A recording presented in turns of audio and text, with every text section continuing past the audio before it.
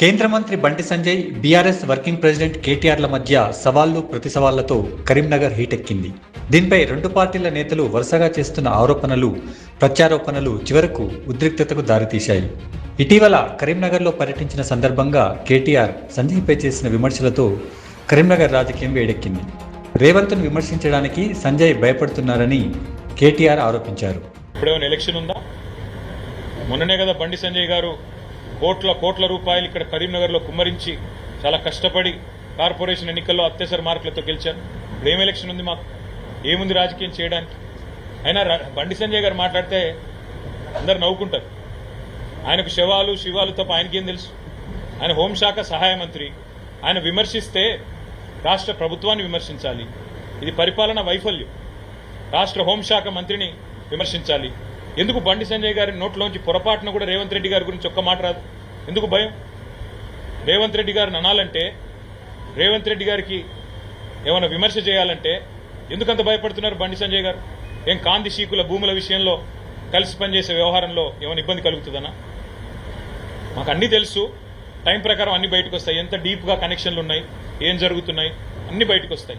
ఎవరికి సహాయంగా ఉంటున్నారు, సహాయ మంత్రి ఎవరికి సహాయంగా ఉంటున్నారు అన్ని బయటకు వస్తాయి. కేటీఆర్ విమర్శలపై బండి సంజయ్ తీవ్రంగా స్పందించారు. తనపై చేసిన ఆరోపణలు రుజువు చేయాలని ఆయన సవాల్ విసిరారు.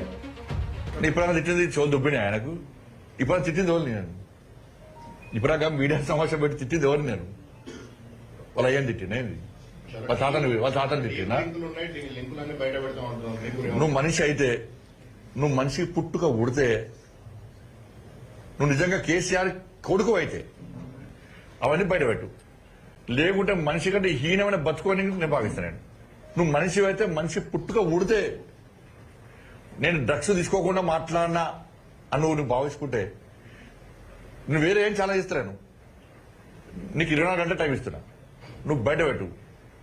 నువ్వు మనిషి పుట్టుక ఉడితే, లేకుంటే మనిషిలకు ఎవరు గ్రహించాను. అయితే జంతువు కంటే, చీమ కంటే హీనంగా నీ బతుకు అని చెప్తే తెలంగాణ సమాజం చెప్తా.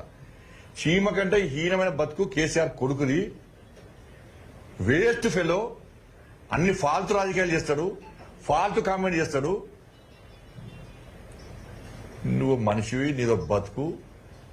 తెల్లారు లేస్తే అవి పొట్టు నీ బతికేని చెప్పు. మళ్ళీ చెప్తాను, 3 తల షెట్టర్ నుంచి ఇన్ని వేల కోట్ల రూపాయలు ఎట్లా వచ్చినాయి చెప్పు నీకు. నాకు చలో, నా ఆస్తి పాత్రం విచారణ చెప్దాం, నీ ఆస్తి పాత్రం విచారణ చెప్దాం.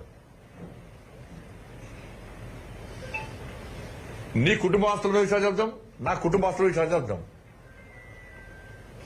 ఒక్క మచ్చ ఉండదు బండి సంజయ్ మీద. రాసి పెట్టుకో బిడ్డ. నువ్వు ఇలా సవాల్ ఇచ్చిపోయావు. నువ్వు మనిషి అయితే, మళ్ళీ చెప్తున్నా, మనిషి అయితే దానికి సిద్ధమై ఉండు.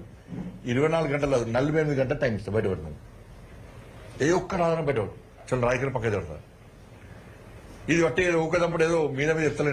నేను మాట ఇస్తే పక్క నిలుపుకునే వ్యక్తి. నేను మాట కట్టుబడి ఉండే వ్యక్తి. నీలక ఇట్లా ఒకడు మురిగి అటు వేయడం కాదు. నేను నువ్వు మనిషి పుట్టుక పుడితే, కేసీఆర్ పుడితే, కేసీఆర్ కొడుకు అని నువ్వు భావిస్తే, కేసీఆర్ కొడుకు అని నువ్వు భావిస్తే, ఎందుకంటే కేసీఆర్ కొంచెం గౌరవం ఉంది మాకు తెలంగాణ సమాజంలో పడ. ఇంట్లో అంత గౌరవం ఉంది.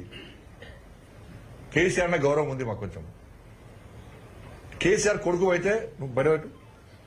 లేకుంటే నీ బతుకు, నీ బిడ్డ నీ బజార్కి ఇస్తా. నేను నీ సంగతి చెప్తాను. నేను మళ్ళీ నువ్వు మన జోలికి వచ్చినా నీ సంగతి చెప్తాను. నేను ఇట్లా వాయిపోడు కాదు. ఏం భూమి అన్నాడే? కాళేశ్వర భూమి అంటే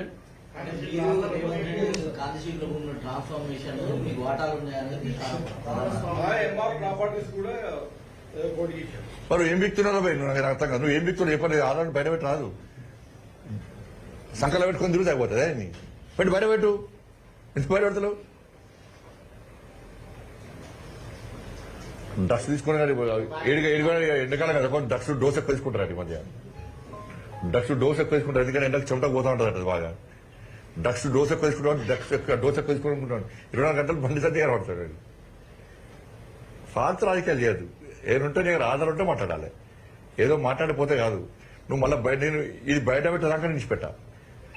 ఇది బయట పెట్టేదాకా నిలిచిపెట్టా. నువ్వు పక్క బయట పెట్టాల్సిందే.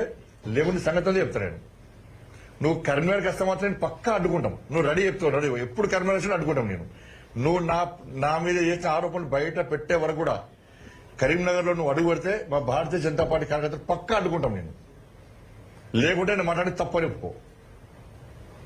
నేను మళ్ళీ చెప్తున్నా, పోలీసులు అరెస్ట్ చేస్తారా, నువ్వు హౌస్ అరెస్ట్ చేస్తావా, నువ్వు రేవంత్ రెడ్డి కలిసి మీ ఇద్దరు దోస్తులు కదా, నీ ఫోన్ ట్యాపింగ్ కేసేయడమే, నీ ఫామ్ హౌస్ కేసేయడమే, ఈ ఫార్ములా కేసేయడమే, డ్రగ్స్ కేసేయడమే, కాళేశ్వరం కేసేయడమే, విద్యుత్ కొనుగోలు కేసేయడమే, ఏడవేనా కేసులని? నువ్వు రేవంత్ రెడ్డి ఏం చేస్తూ ఇద్దరు కలిసి ఏ కేసులని నువ్వు రేవంత్ రెడ్డి అరెస్ట్ చేసిండు? ఏ కేసులని నిష్పక్షపాతంగా విషయాలు చెప్తున్నాడు రేవంత్ రెడ్డి? మీ ఇద్దరు దోస్తాను తెలియదా? ఎందుకు నీ కుటుంబ విచారణ చెప్తాడు రేవంత్ రెడ్డి? ఈ ఇద్దరు నేతల పరస్పర ఆరోపణలు కరీంనగర్లో బీజేపీ బీఆర్ఎస్ నేతల మధ్య వార్గా మారాయి.